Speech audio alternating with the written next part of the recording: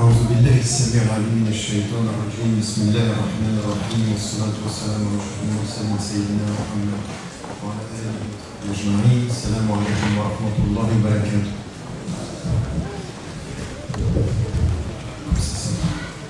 Vous m'entendez bien? Très bien, donc c'est avec un grand plaisir que je me retrouve ici, à Genève, et au nom de l'Union des organisations musulmanes de Genève, les organisations islamiques ici et leur structure, les 10 organisations qui travaillent ensemble et qui essayent d'apporter ensemble depuis tant d'années une voix, une présence pour les musulmanes et les musulmans de Genève, mais ce doit être également un exemple pour ce qui doit se faire ailleurs. Depuis très très longtemps, l'intuition, ça a toujours été de comprendre une chose, c'est que nous avons un travail à faire sur le plan local. L'idée, en l'occurrence, dans le livre qui vient de ressortir et qui a déjà été publié il y a une quinzaine d'années sur être occidental et musulman aujourd'hui, il y avait cette idée de lancer des mouvements nationaux d'initiative locale. La situation, elle n'est pas bonne aujourd'hui. La situation et le discours par rapport à l'islam, par rapport aux musulmans, c'est pas un discours qui est très positif. L'image générale est négative, les perceptions sont négatives, et ceci est confirmé non pas simplement en Suisse, mais c'est confirmé à travers tout l'Occident. Même plus généralement d'ailleurs, même dans les sociétés majoritairement musulmanes, on voit aujourd'hui des campagnes et on voit en l'occurrence des propos qui sont tout à fait troublants. Et donc, on est en face d'une situation et d'un discours qui est en train de s'amplifier, soit par les médias, soit par les intellectuels, soit par les politiques, qui entretiennent un discours négatif, une présence négative. Alors on a deux solutions.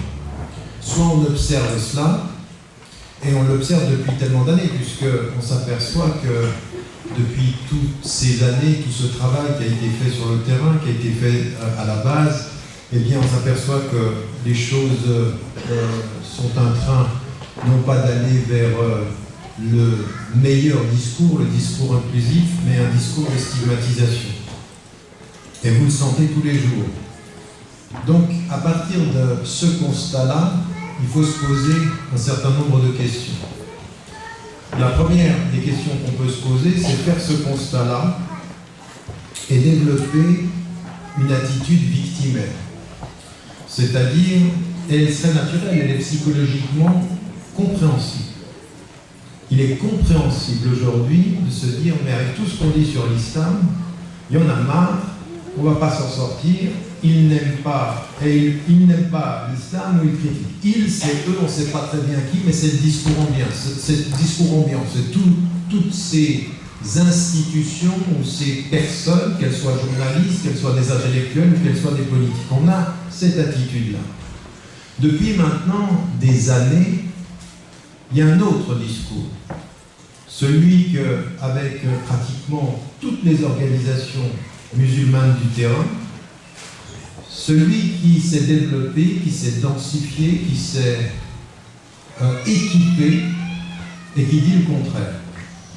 Qui dit plutôt que de devenir les victimes du discours ambiant, soyons-nous les porteurs du message qui est le nôtre à nous, c'est-à-dire en devenant des sujets, en devenant des acteurs, en portant une voix et en comprenant bien quel est le rôle qui doit être le nôtre. Et moi, je vais commencer par ça parce que c'est très important. Parce que certains lisent ce qu'on écrit et ne comprennent pas. Ils pensent que tout le discours, en l'occurrence que moi j'ai pu tenir pendant des années, c'est un discours pour se faire accepter par l'Occident, pour que les gens nous trouvent gentils, pour que finalement ils n'aient pas peur. Mais moi, c'est pas du tout ça qui m'intéresse. Moi, ce qui m'intéresse, c'est pas d'être accepté, d'être toléré, de faire plaisir ou de faire sourire. C'est pas ça. Je pense, et c'est fondamental ceci, parce que c'est de là que commence toute la discussion, qu'en fait, ce n'est pas un discours pour être accepté, mais c'est un discours qui part de la compréhension profonde de ce que nous sommes, de qui nous sommes, de quel est le rôle que nous avons et ce pourquoi nous sommes là. C'est exactement le contraire, ce n'est pas un discours qui passe par la perception extérieure pour se définir, mais qui part de la définition pour offrir. Parce que le plus important, c'est ceci, c'est de savoir comment est-ce que l'on comprend les choses. Donc comprenez bien que si vous ne comprenez pas, comprenez bien que si vous ne comprenez pas ce que je viens de dire, ça peut donner une couleur totalement négative ou totalement biaisée à tout ce que je vais dire par ailleurs. En d'autres termes, mon discours, il n'est pas à l'adresse de ceux que l'on doit apaiser, mais il est à l'adresse de ceux que l'on doit responsabiliser. Responsabiliser, c'est-à-dire comprendre qui nous sommes, que voulons-nous et où allons-nous. C'est ceci d'abord le discours. Et il part de la référence intérieure, et il s'ouvre aux valeurs universelles partagées. Mais il parle de quelque part. Je parle en tant qu'être humain, à partir d'un certain moment, avec une foi, avec une conscience qui me définit. Et je ne la nie pas. Et je la revendique. Et je la revendique non pas pour qu'elle soit acceptée, mais parce qu'elle me définit. Et en sachant une chose, c'est que si je sais la définir, elle sera mieux entendue. Je ne rends pas responsable mon environnement de ne pas m'entendre, je me sens responsable de savoir le dire. Savoir dire qui nous sommes est d'abord plus important que de reprocher aux gens de ne pas savoir nous entendre. Parce qu'il y en a certains, ils se parlent entre eux, ils reprochent à tout le monde de ne pas nous entendre. Mais en fait, on se parle à nous. C'est comme si on se définissait pour nous-mêmes et on attend des autres qu'ils fassent un travail de décryptage. S'ils ne le font pas, on le leur reproche. Et on les regarde avec un air, dit en fait, vous n'aimez pas l'islam. On n'a rien fait pour être entendu ou pas assez. Donc à partir d'un certain moment, il faut aussi comprendre une autre chose sur ce que je viens de dire, c'est que tous les êtres qui nous entourent ne sont pas tous de mauvaise foi et ne sont pas tous de bonne foi. Et qu'un acteur dans une société, il doit savoir identifier la question de bonne foi et le questionnement de mauvaise foi. Il y a des acteurs politiques, vous pourrez leur dire tout ce que vous voulez, à l'envers, à l'endroit, en clarté ou en crypté, ils ne comprendront pas volontairement. Il y a des gens qui font comme s'ils n'entendaient pas. Ils ont un objectif. Si vous êtes clair, ils ne rendront pas clair. Si vous dites le vrai, ils diront que vous dites c'est pas clair. Vous dites ça et vous dites autre chose. Il y a des acteurs comme ça, il y a des acteurs politiques. Et ça, il faut savoir les identifier. Mais il ne faut pas confondre cette attitude politique malsaine avec le questionnement naturel et légitime de nos concitoyens. Parce que c'est troublant ce qui se passe aujourd'hui dans le monde et qu'il y a des questions légitimes. Donc, quand on parle, il faut savoir à qui l'on parle et pas confondre nos interlocuteurs. On ne parle pas à des politiciens qui calculent comme on parle à des citoyens qui questionnent. Le citoyen qui questionne, on respecte sa question. Le politique qui calcule, on calcule sans calcul. Et on calcule avec lui. C'est un jeu de calcul. En d'autres termes, si vous faites de la politique, faites de la politique. Et si vous faites un travail de compréhension mutuelle, de connaissance mutuelle, eh bien il faut de ce point de vue-là entrer avec, de façon, il faut s'armer intellectuellement, il faut s'armer socialement, il faut s'armer politiquement. Ça m'amène à dire maintenant, par rapport à la question qui nous est posée sur la participation, que ce qui m'intéresse, et vous comprenez bien que maintenant j'intègre ce discours à la façon dont j'aborde la question, c'est de se dire, la participation de qui? De qui parle-t-on quand on parle de ça? La participation, pourquoi? Qu'est-ce que l'on veut? Parce qu'il ne s'agit pas de célébrer la participation sans qu'on ait un objectif clair. Et puis en même temps, comment? Donc moi, ce qui va m'intéresser, c'est m'arrêter un peu à ces trois questions, à cette articulation-là. Qui, pourquoi et comment? Et là, de clarifier les choses. Parce que ce qu'il faut aujourd'hui, c'est clarifier notre position. D'où parlons-nous quand nous parlons? Qui? Pourquoi? Pourquoi disons-nous ce que nous disons?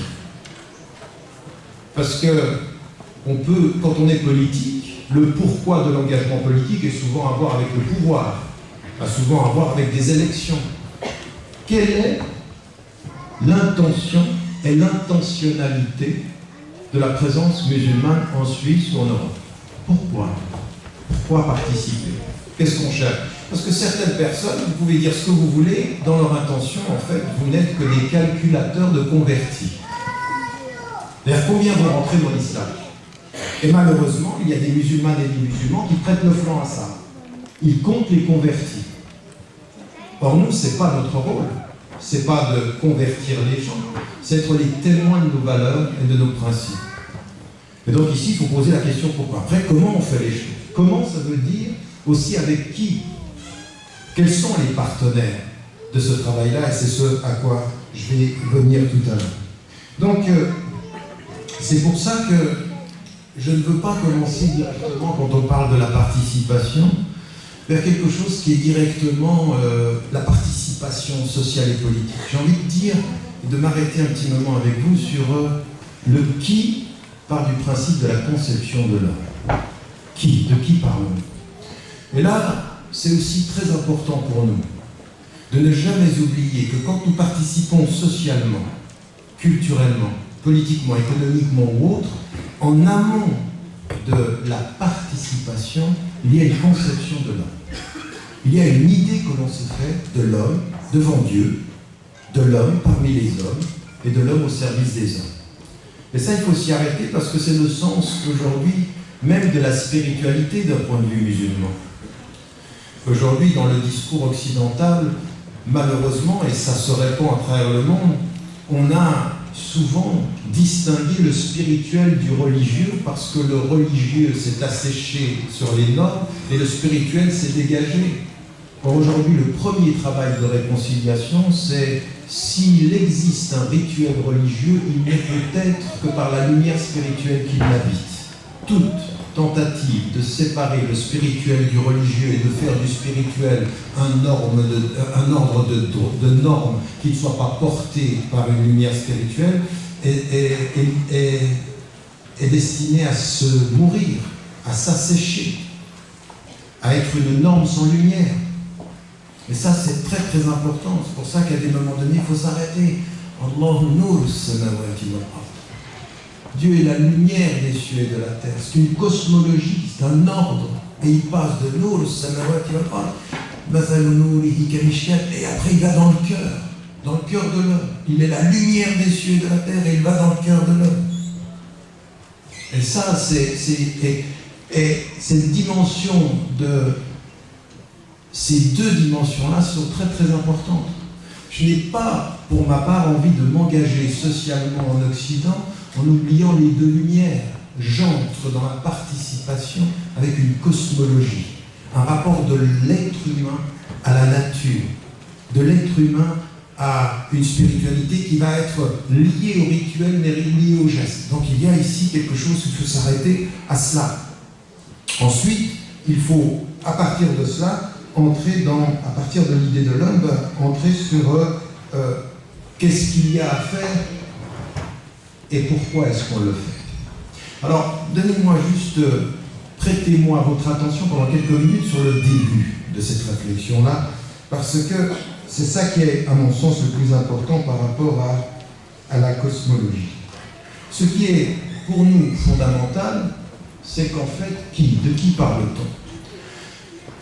Ce dont nous parlons, c'est une conception de l'homme, et devant Dieu, ce que nous avons à faire, ce que nous avons à comprendre, c'est que ce que Dieu nous demande, quand un être humain qui à la fois dit La ilaha illallah, il n'est de Dieu que Dieu, c'est que ce qu'il va essayer de vivre dans son cœur, c'est d'être dans la présence du divin dans tout son engagement humain.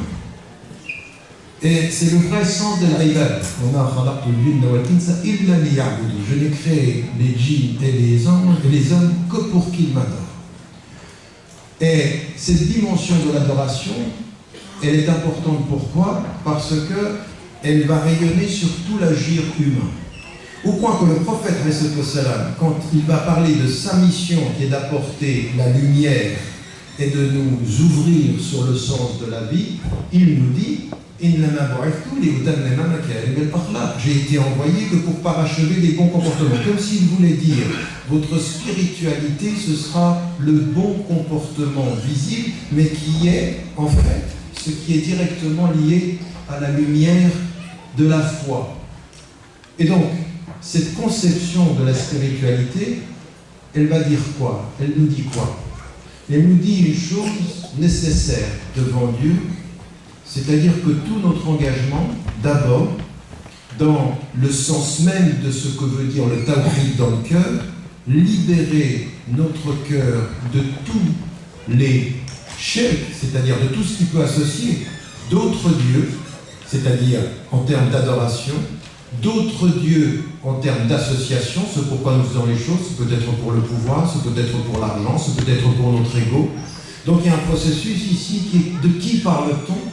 D'une spiritualité, d'un rapport à Dieu qui, à partir de la ilaha illallah, doit être cette lumière qui vient dans notre cœur et qui nous libère. Un processus de libération. Ce processus de libération, il est la libération de l'ego, il est la libération de tout ce que ces autres dieux peuvent être dans notre vie et qui sont les shirk al-arba, c'est-à-dire la plus grande des associations, c'est être polythéiste, la shirk al-khafi, c'est-à-dire associer à sa foi un rapport à l'ego qui soit emprisonnant. La foi, c'est ça. La foi, c'est d'abord, vous allez travailler à partir des textes à vous libérer de vous-même. كما أرسلنا فيكم رسولا منكم يتلو عليكم آياتنا ويزكيكم ويعلمكم الكتاب والحكمة.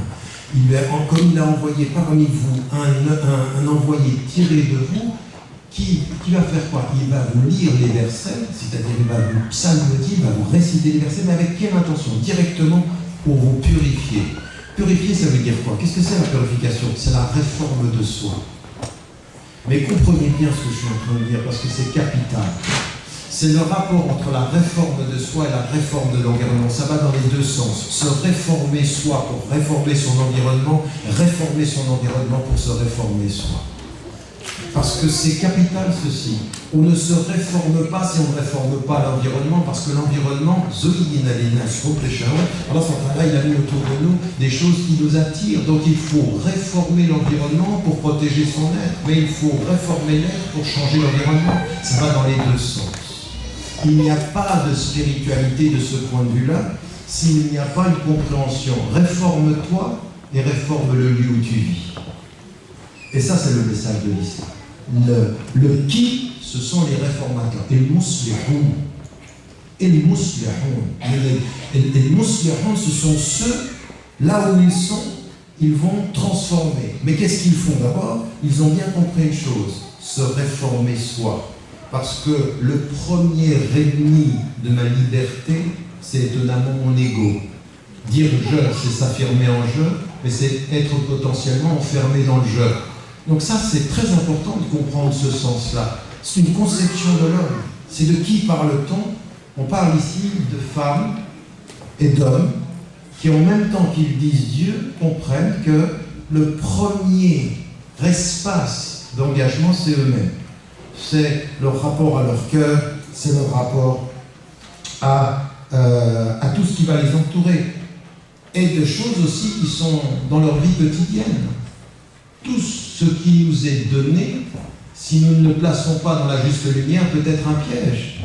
Mais ça va très très loin, même dans le Coran, des choses qui sont tout à fait étonnantes.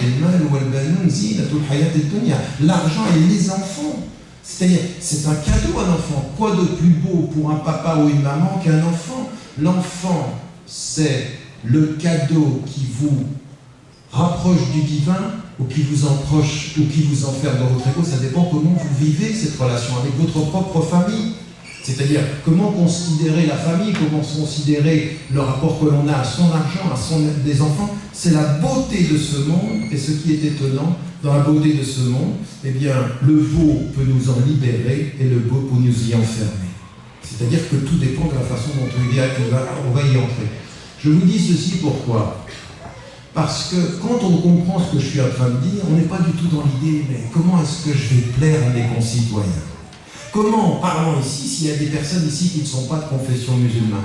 Et je vous propose toujours la chose suivante, par respect pour les êtres humains. Essayons d'éviter, quand nous parlons, de dire les musulmans et les non-musulmans. Il faut dire les musulmans et les personnes d'autres traditions religieuses, les personnes qui croient, parce que cette définition par rapport à nous, elle n'est pas respectueuse des gens. Moi, j'aimerais pas qu'on dise les chrétiens et les non-chrétiens, qu'on me dise toi, tu es un non-chrétien. Ben non. Maintenant, je ne suis pas un non-chrétien. Donc, quelqu'un qui n'est pas musulman, on le définit par ce qu'il est, lui, de là où il est, pas par rapport à d'autres points de référence.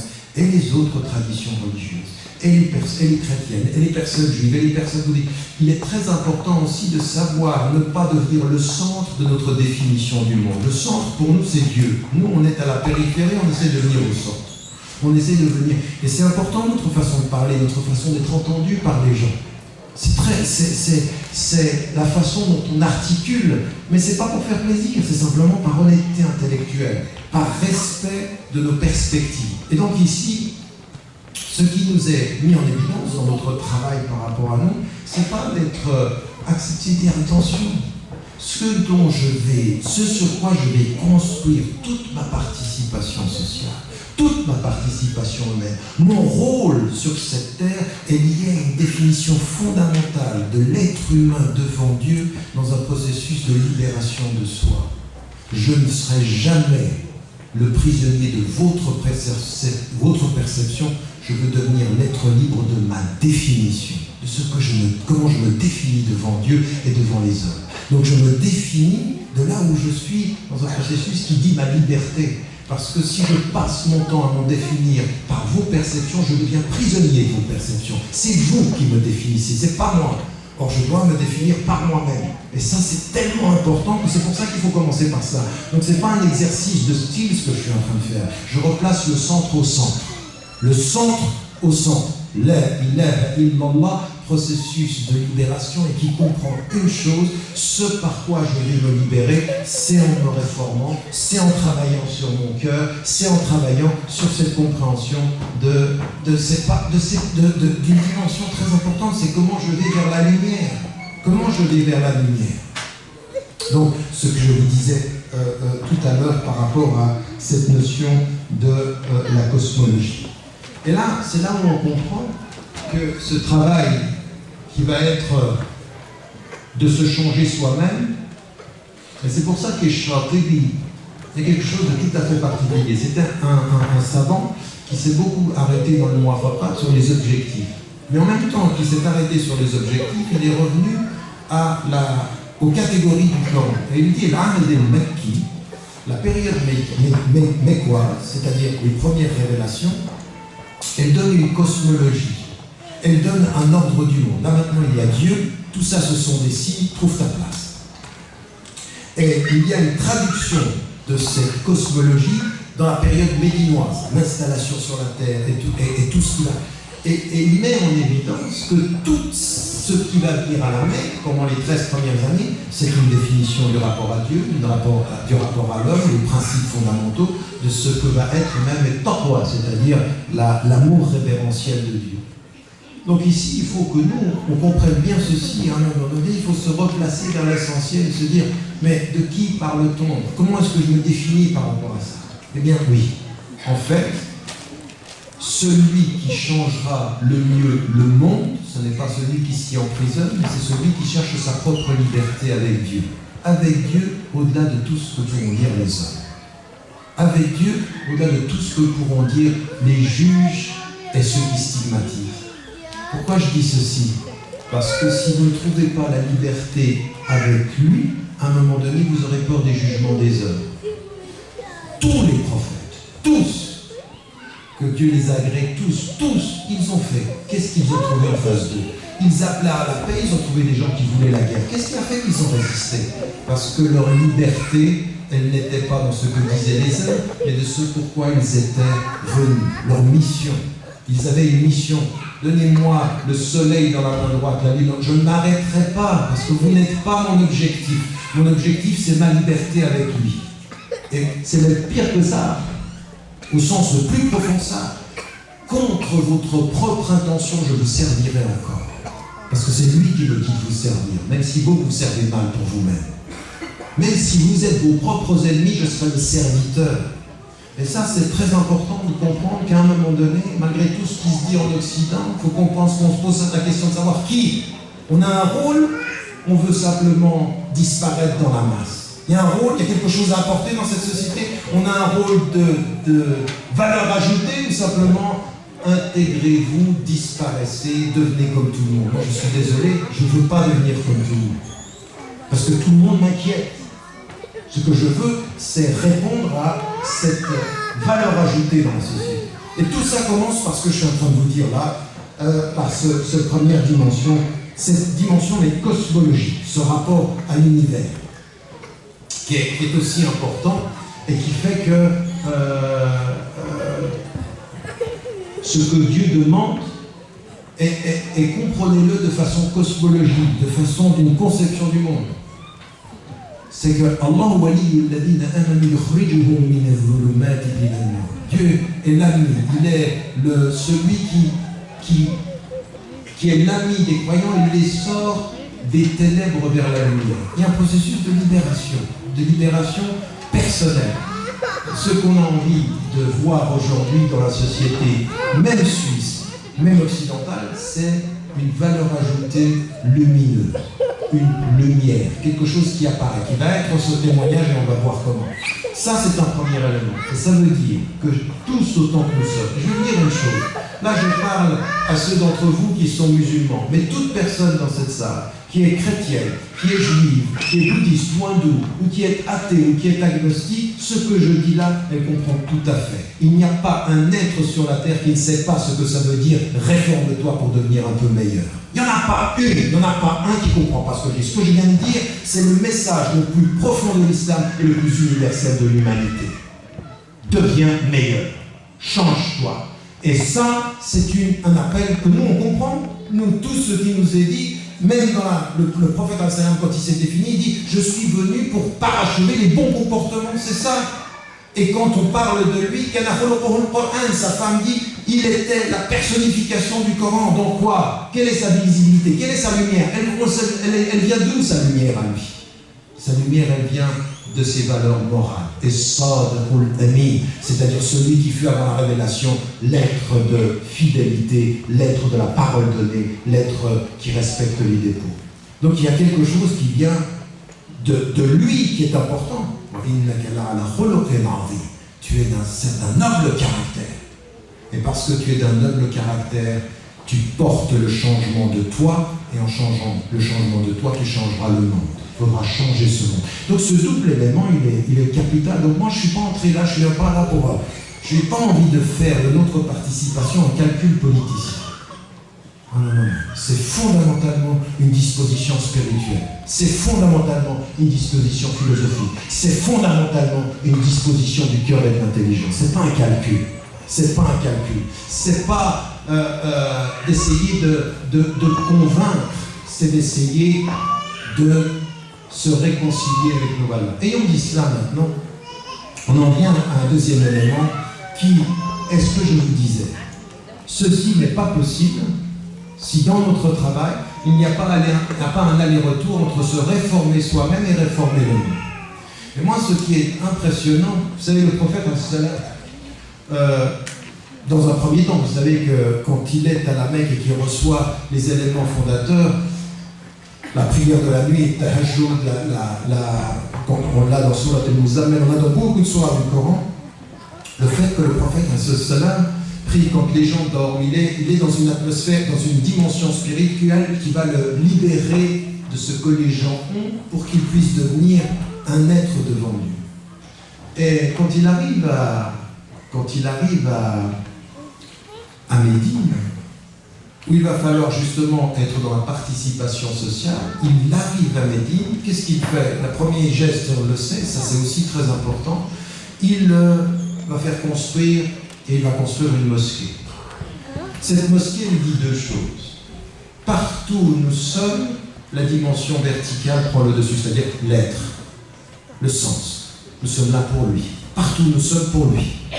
Et la deuxième des chances, c'est que partout où nous sommes, pour lui, ça devient chez nous, et si c'est chez nous, il faut transformer ce lieu pour le meilleur. Si quand je suis pour lui, je suis chez moi, ça doit être meilleur après que j'y sois que quand j'y suis arrivé.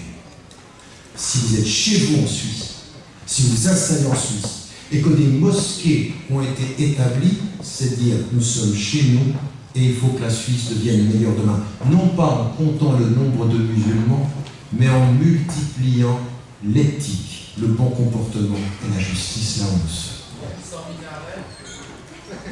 Avec ou sans minaret. Et donc, comprenez bien ceci. Et il arrive, le prophète, et regardez ce qu'il dit comme un élément important. Il dit, Efshus salam. Donc vous êtes installés, vous avez autre mosquée, Efshus salam, répondez un peu. Donnez la nourriture au pauvres. Silul arham, faites attention à vos liens de parenté, faites attention. Partout où vous allez, c'est étonnant ceci. C'était totalement l'une des choses qui est le plus en péril dans la migration et la famille. L'une des choses la plus en péril dans la migration. Soit elle vous constitue dans la solidité, soit vous perdez tout. Et écoutez bien, sans nous, vous allez changer cette société, il y a un élément qui vous distingue, que tous dans cette société ne verront pas, mais que vous savez. Vous priez quand les gens dorment.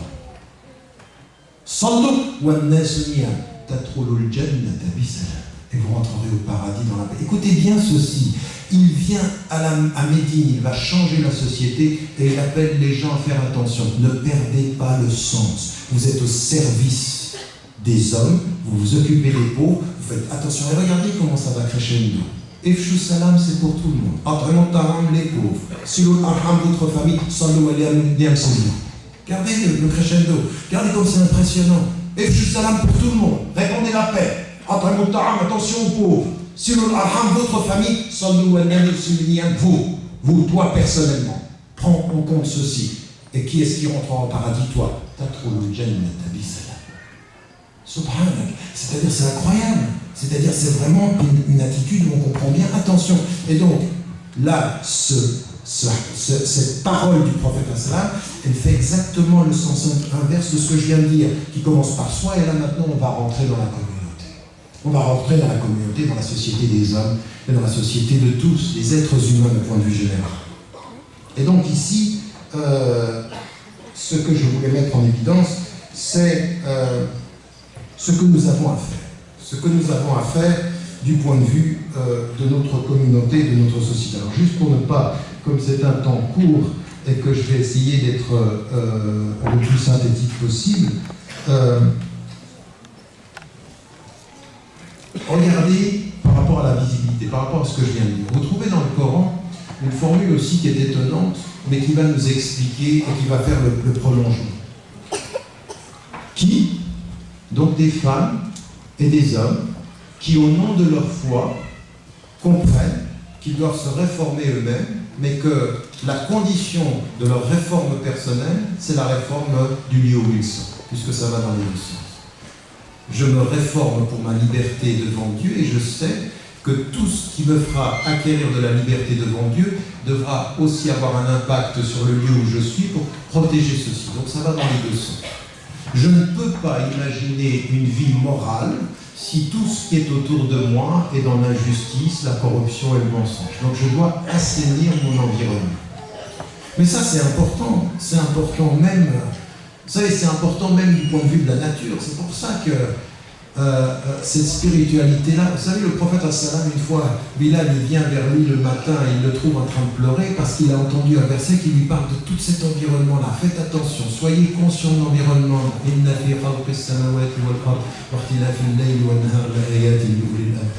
y a dans la création des cieux et de la terre, dans la succession des nuits et des jours, des signes. Et cette dimension-là, الذين يذكرون الله قياما وقعودا وعلى جنوبهم ويتفكرون في خلق السماوات والارض ربنا ما خلقت هذا باطلا. Ça c'est important, cette dimension-là, C'est ceux qui se souviennent de Dieu quand ils sont debout, quand ils sont assis, quand ils sont allongés, qui disent et qui méditent les signes de Dieu et qui disent « Tu n'as pas créé tout cela en vain ». Donc il y a du sens partout. Il y a du sens partout. Raison pour laquelle, d'un point de vue islamique, tous ceux qui remettraient ou qui prendraient comme marginal l'idée que l'islam a un discours sur l'environnement n'ont pas lu ces versets suffisamment. C'est capital. Il y a des signes dans tout ça. Donc il y a un rapport à l'environnement. La méditation sur l'environnement et la nature renvoie à la libération intérieure. On se libère de l'ego si on sait voir les signes de Dieu dans l'univers. C'est un mouvement qui va dans les deux sens. Mais c'est la même chose dans la société. C'est vrai pour la nature et c'est vrai pour la société humaine. Et là, écoutez bien, ce qu'on entend, et là maintenant on va dire pourquoi. D'abord qui? Je viens d'en parler. Pourquoi?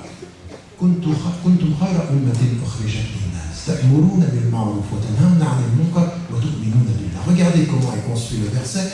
Vous êtes la meilleure communauté établie parmi les hommes. Mais attention, trop souvent on parle dans la traduction du verset en disant vous commandez le bien et vous interdisez le mal. Il y a une conditionnalité. Vous êtes la meilleure des communautés dans la mesure où vous commandez le bien, vous résistez le mal, et ensuite, et vous croyez en Dieu. Regardez comment est construit le verset. Le verset construit les choses à l'inverse de ce que je viens de dire. Nous, on sait qu'on parle de la foi et on fait le bien, et Dieu dit, pour ceux qui vous verront, vous êtes la meilleure des communautés parce que ce qui est visible de votre présence, vous commandez le bien et vous interdisez et vous résistez au mal. Donc la caractéristique de pourquoi, c'est que votre foi vous transforme en agent du bien et en résistant au mal. Attention, agent du bien et résistant au mal. Toute personne qui pense qu'il s'agit, vous savez, le mouvement de 68, c'était Peace and Love. Peace and Love, c'est bien. Et il y en a aujourd'hui, ils aimeraient comme musulmans qu'on nous voit comme Peace and Love. Moi je suis désolé, écoutez bien ce que dit le verset. C'est-à-dire que vous êtes debout devant le mal, vous êtes debout dans la résistance, vous êtes debout devant la corruption, vous êtes debout devant les despotes, vous êtes debout devant les lâches, vous êtes debout devant les traîtres, vous êtes debout. C'est-à-dire que vous êtes des agents de promoteurs du bien, mais il faut se lever aussi. Il ne faut pas être des gens, nous on est bien, parce qu'il y en a certains, ils ont tellement aujourd'hui peur d'être stigmatisés qu'ils en deviennent des agents d'un discours qui est totalement sans... Je dois finir déjà.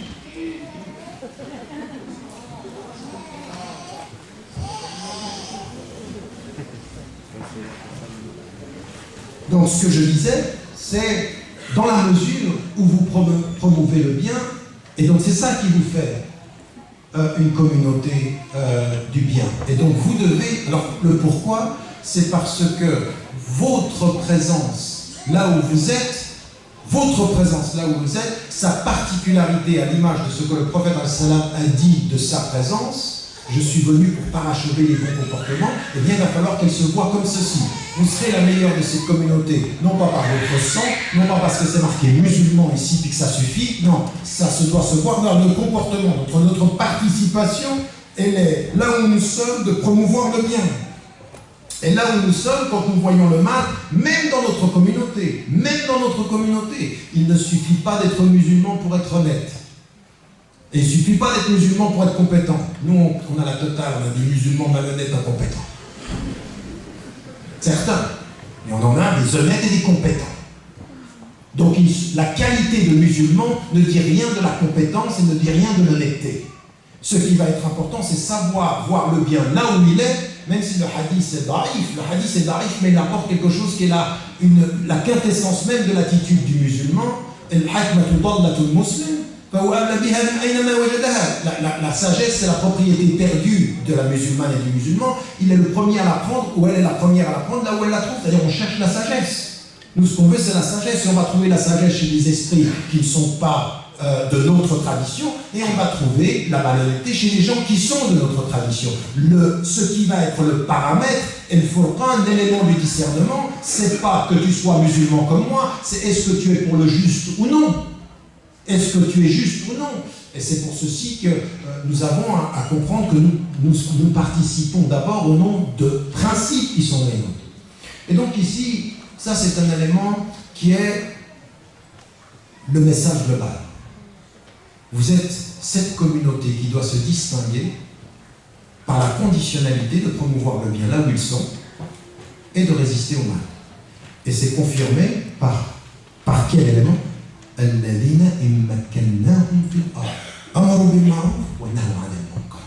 Ceux que quand on les a... Non, le verset dit regardez l'ordre ici. Ceux qui, quand on les établit, qu'est-ce qu'ils font? La transcendance. Et ils établissent le deuxième pilier, c'est ceux, quand on les établit sur la terre, là où ils vont, eh bien, la première des choses qu'ils font, c'est la verticalité, ce qu'on vient d'y voir avec le prophète. Le deuxième élément, c'est le fait de la zakat. Et puis ensuite, ils commandent le bien et ils résistent au mal. Ils ont cette caractéristique d'être dans ce qui les définit, la verticalité, la justice et le droit de Dieu sur leur bien pour les pauvres, c'est-à-dire c'est la zakat qu'ils payent, la verticalité, l'horizontalité, et ensuite ils commandent le bien et ils vont résister au mal. Ça, c'est la caractéristique, et c'est ce qui va nous définir. Donc vous avez bien compris que le pourquoi maintenant est directement lié à qui, la façon dont nous nous définissons, va établir le pourquoi nous participons. Des agents du bien et résistants à tout ce qui peut être le mal, au sens moral, mais ça peut être l'injustice, ça peut être... Et ceci est une injonction pour les hommes comme pour les femmes, à tel point que dans le verset qui parle des femmes, les musulmans, les croyants et les croyantes sont les partenaires les uns des autres. Et regardez comment ça commence. Là, c'est inversé, c'est les hommes et les femmes sont les partenaires, ensemble, l'un des autres, ils commandent le bien et ils résistent au mal. Donc dans le partenariat homme-femme, les deux sont impliqués. Donc l'idée que la femme doit disparaître de l'espace social, ce verset la remet en cause. Il y a des priorités et il y a un travail à faire ensemble. Hommes et femmes sont des agents sociaux de la promotion du bien et de la résistance à l'injustice et à la corruption. Hommes et femmes, partenaires ensemble. Le verset le dit et inverse l'ordre des choses. C'est ensuite que vient et ils accomplissent la prière et ils donnent la zakat. Regardez comment se compte. Et il n'y a pas de hasard dans les formulations coraniques. C'est pas par hasard qu'on commence par l'un, on commence par l'autre. Il y a un ordre, ceci, qui nous donne une compréhension des choses. Donc vous me comprenez bien, on est passé de l'élément individuel, de la définition de qui à pourquoi. Et là, ce que nous avons à comprendre, c'est notre pourquoi ici, c'est que nous devons être des agents de la compréhension. Donc, pourquoi est-ce que je dis ceci? Parce que je n'ai pas envie que quand nous parlions de participation, c'est soit parce qu'on se donne l'impression qu'on fait plaisir à nos concitoyens, ou que nous ne soyons pas fidèles à nos propres références. Moi, c'est deux choses. Je veux être fidèle aux références et pouvoir discuter avec mes concitoyens en étant dans ma propre référence totalement en accord. Et ça veut dire, de ce point de vue-là, que je n'ai aucun problème, là où je suis, à être cet agent de bien dans ma citoyenneté. Citoyen suisse, je suis, avec ma foi dans le transcendant et ma participation quotidienne à faire le bien là où je suis. Ça, c'est ma spiritualité active. C'est ma façon de comprendre comment est-ce que je dois être un agent de ce point de vue-là, à partir du global, et en arriver à ce travail. Donc, une fois qu'on comprend ceci, le pourquoi, c'est que l'on comprend que notre rôle sur la terre, là où nous sommes, c'est d'être ces agents du bien. Et d'être ces agents du bien, pas simplement pour les musulmans, c'est de l'être pour l'univers entier.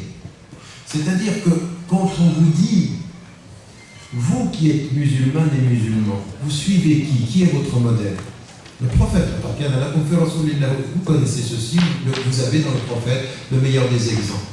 Et Allah, Dieu dit dans le Coran par rapport au prophète, il dit qu'il a été enseigné,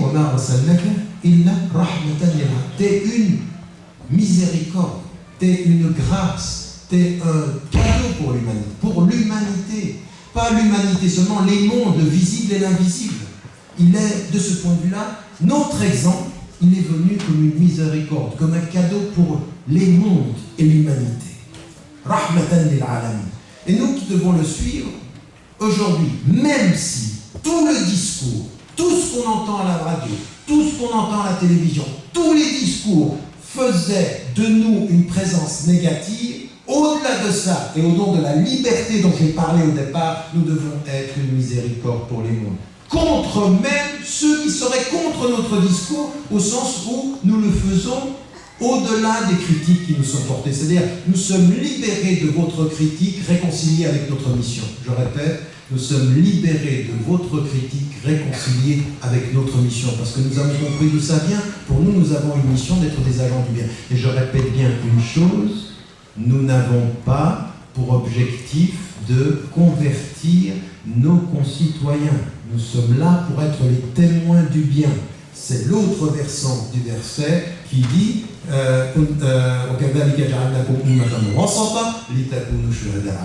vous êtes une communauté du juste milieu. Et le juste milieu ici, il n'est pas du tout. C'est pas du tout simplement le juste milieu entre deux extrêmes. C'est le juste milieu dans tout. L'au-delà, l'ici-bas, le soi, la collectivité. C'est le juste milieu dans tout. À tel point qu'en dans Surat al-Rahman, il y a cette notion de tawazun. لا تخسروا بسم الله الرحمن الرحيم ألا تطغوا في الميزان وأقيموا الوزن بالقسط ولا تخسروا الميزان. Le mizan, c'est l'équilibre. Mais c'est plus que ça, parce que parfois on prend l'équilibre dans la justice, c'est l'harmonie.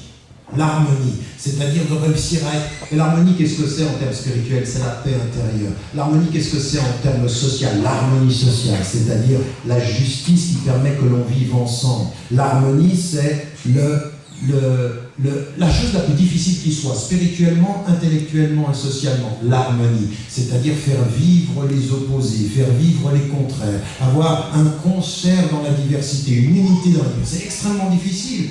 Pour soi, c'est un vrai djihad, l'harmonie intérieure, la paix intérieure.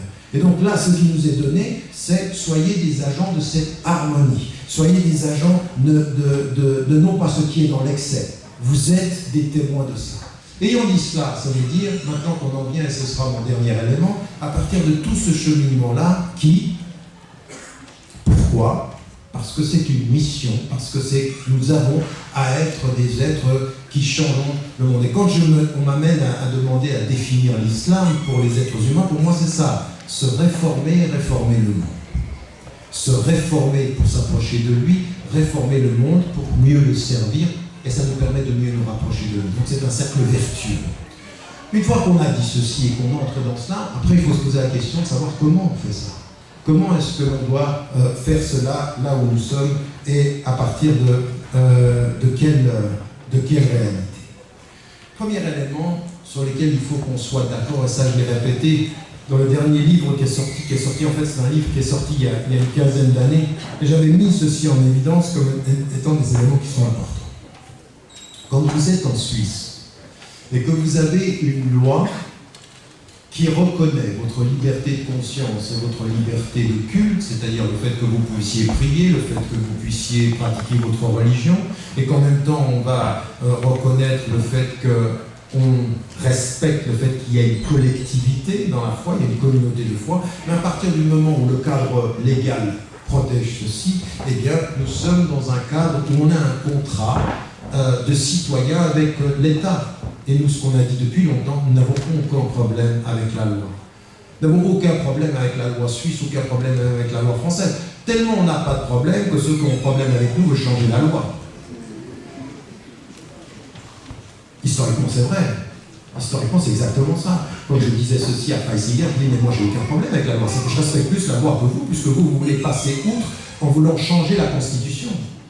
C'est-à-dire que la loi qui nous permettait de vivre ensemble, vous voulez la changer pour nous faire sortir de cette loi, pour devenir, nous, des éléments étrangers. Parce que tout le but de ceux qui veulent changer la loi, c'est de stigmatiser la présence musulmane en faisant la présence de l'autre.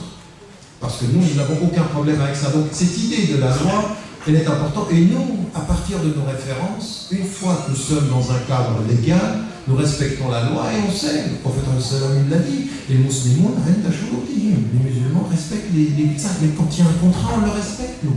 Il n'y a rien qui va nous permettre de jouer avec la loi, non, on respecte la loi. Quand il y a une loi, on la respecte. On respecte la liberté de conscience, on respecte la liberté de culte, on n'a aucun problème, on avance de ce point de vue-là. Donc notre problème, il n'est pas la loi aujourd'hui. Notre problème, c'est le discours qui est aujourd'hui, je dirais, en parlant de façon linguistique, c'est un métalangage. C'est-à-dire qu'il y a la loi qui nous permettrait de vivre, mais il y a un discours politique aujourd'hui qui fait dire à la loi ce qu'elle ne dit pas, qui nous fait lire la loi différemment et qui a envie de stigmatiser un certain nombre de citoyens. À partir d'un certain moment, soit nous, on tombe dans le piège, et on va passer pendant 10 ans à continuer le discours qu'on a. Il y a eu à un moment donné, ce que nous disions était nécessaire. Ça voulait dire que c'était extrêmement nécessaire que l'on dise en Suisse, que l'on dise en France, que l'on dise en Angleterre, que l'on dise en Allemagne, nous respectons la loi, et que même les Fuqaha, les juristes, avec les différentes les conseils de Fuqaha, eh bien, ils mettent en évidence comment est-ce qu'on est avec les règles sécularisées, comment est-ce qu'on est. Et tout ce travail-là a été fait. Il y a eu une contribution majeure de l'intelligence musulmane à la meilleure compréhension de l'Occident. Mais ça, c'est un travail phénoménal. Regardez ce qui s'est passé aux États-Unis avec le Fair Council, ce qu'ils ont fait en matière de production légale, c'est-à-dire de comment on fonctionne avec la loi, ce qui a été fait en Europe, comment est-ce qu'on fonctionne. On a énormément évolué, énormément. Donc ce travail-là, il est fait, mais on se rend bien compte aujourd'hui que ce n'est pas ça le problème. Ce que nous avons pensé, c'est qu'en répondant à la loi, on répondait à l'appartenance. Or, aujourd'hui, certains ont bien compris qu'on avait compris.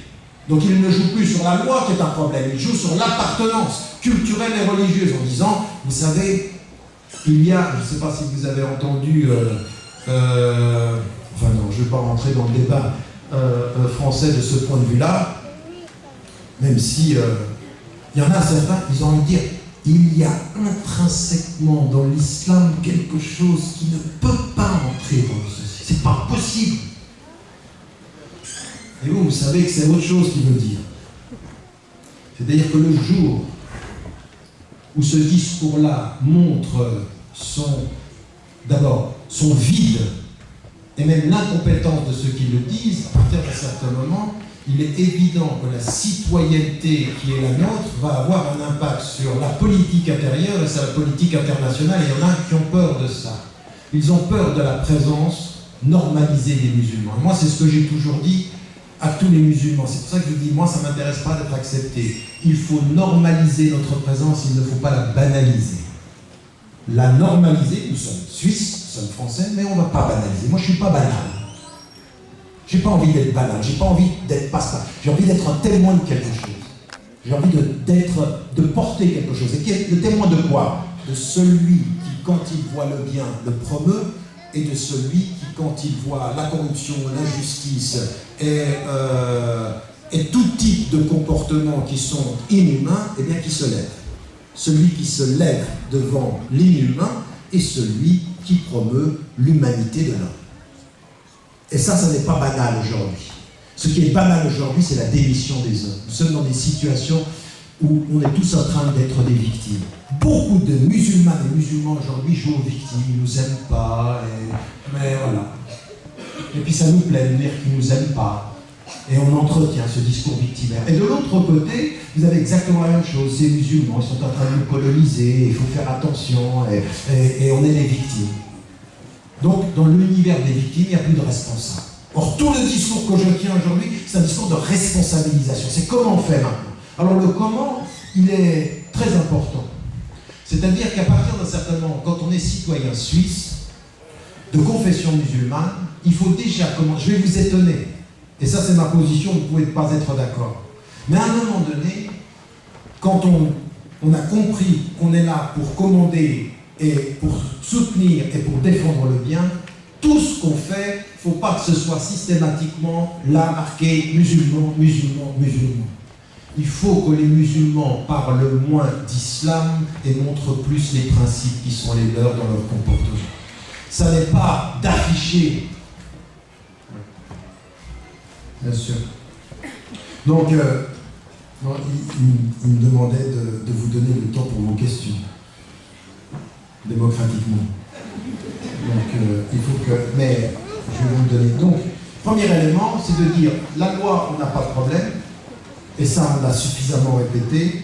La question aussi qui est importante, quand vous êtes citoyen suisse, que vous êtes ici, ou citoyen français, à un moment donné, il faut aussi bien comprendre une chose. Là, on parle en français, on est dans une région qui parle le français, il va être déterminant pour nous d'assumer notre appartenance linguistique. D'assumer notre appartenance, parce que notre liberté de citoyen passe par la langue. Il faut connaître la loi, il faut connaître la langue du pays. Donc à un moment donné, l'acculturation passe par la langue, passe par ce développement-là, là où on est, que ce soit en Allemagne, et c'est ce qu'on voit aujourd'hui, et ça c'est une chose qui est en train de se développer. Mais à un moment donné, après, quand on participe de nos principes, il faut qu'on cesse de tomber dans le piège, parce que, vous savez, psychologiquement, l'idée de systématiquement vous toucher vers votre islamité pour vous pousser, vous, à ne répondre que par l'islam, c'est réduire votre réaction à votre identité particulière et non pas au message universel que vous portez. En d'autres termes, en répondant « vous, moi, je suis musulman », ça ne vous permet pas de dire ce qu'est l'islam au-delà du « moi, je suis musulman ». Or, vous n'êtes pas là pour vous êtes là pour les principes qui vous dépassent. Or, c'est psychologiquement très très habile. On vous attaque dans vous et vous répondez presque par réaction, soit de complexe,